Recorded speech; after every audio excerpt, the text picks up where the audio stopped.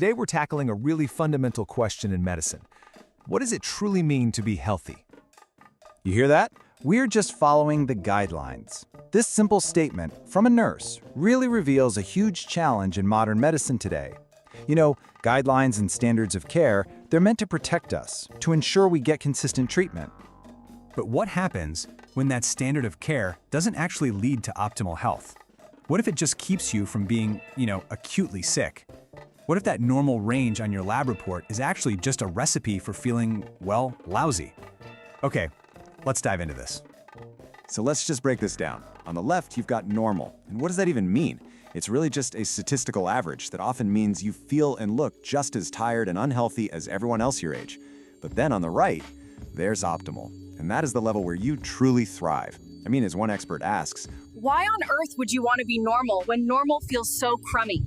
The goal isn't to be average, it's to be your absolute best. So if we're going to fix all these downstream issues, like our hormones getting out of whack, we have to go upstream first. We got to find the source.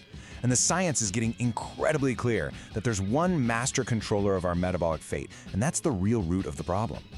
And this is where the work of people like Dr. Ben Bikman is so crucial. He really highlights that insulin resistance isn't just about blood sugar. Nope, it's the root of so much hormonal chaos.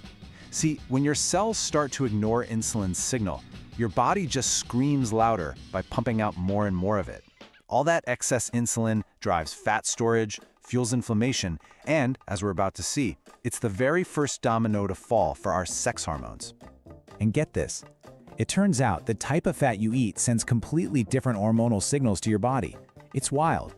Research shows the natural fats can give a dramatic boost to GLP-1, a really powerful hormone that helps control blood sugar and makes you feel full. But in contrast, refined seed oils, they barely even move the needle. It's a perfect example of how our food choices are literally conducting our hormonal orchestra. Okay, so let's look at the male story now and see how that upstream metabolic chaos we just talked about directly hits our hormones. For decades, a huge misunderstanding of one key hormone has led to so much fear and suboptimal health. Yeah, testosterone has been treated like the villain, but the data, it tells a very, very different story. Just look at this number, 39%. That represents a massive decrease in the risk of dying. A landmark study found that men who got testosterone treatment had a 39% lower risk of death than untreated men. This just screams that testosterone is so much more than a sex hormone. It's absolutely critical for survival, impacting everything from your metabolic function to your cardiovascular health. And what about that big fear of prostate cancer? Well, this concept, highlighted by Dr. Ruzier, just completely dismantles it. It's called the prostate saturation model. Think of it like this. If you have a sponge that's already soaked with water, pouring more water on it does nothing, right? It can't get any wetter. The evidence shows that once your testosterone levels are out of that severely deficient range, raising them even higher doesn't increase prostate cancer risk. Okay, and the other big fear is thick blood. But the sources make a really crucial distinction here. Testosterone can cause a harmless, predictable increase in red blood cells. That's called erythrocytosis. This is not the same as polycythemia vera, which is a dangerous bone marrow disease where all your cell lines increase, and the high platelet count creates a serious risk of blood clots. Confusing these two is a fundamental misunderstanding. And the story is remarkably similar for women.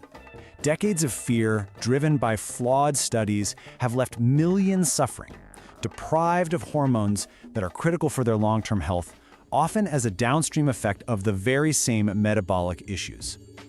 Okay, so this right here, this is a page from the infamous Women's Health Initiative, or WHI study. The headlines from the study created an absolute panic, causing millions of women to just abandon hormone therapy. But the devil is always in the details. The panic was based on the very specific types of hormones used in the study, and lumping all hormones together, well, that was a critical mistake. Let's break down exactly why. And here it is, the critical distinction. Not all progestogens are the same.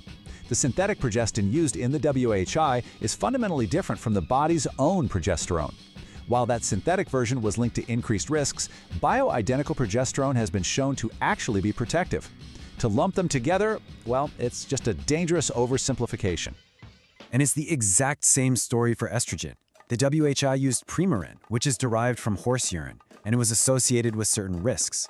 but it's scientifically unfounded to apply those same risks to bioidentical estradiol.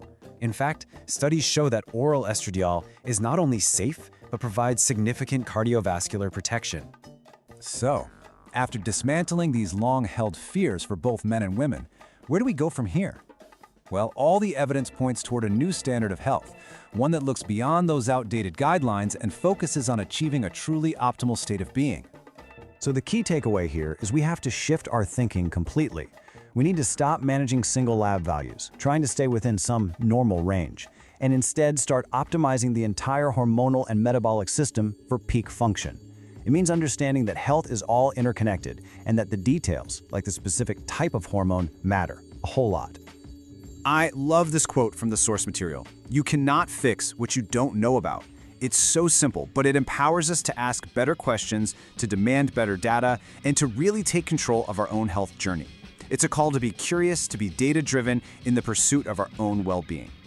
And this brings us to the big question, the one that challenges the whole status quo. Are you settling for normal, or are you ready for optimal? Because that's the difference between just getting by and truly thriving.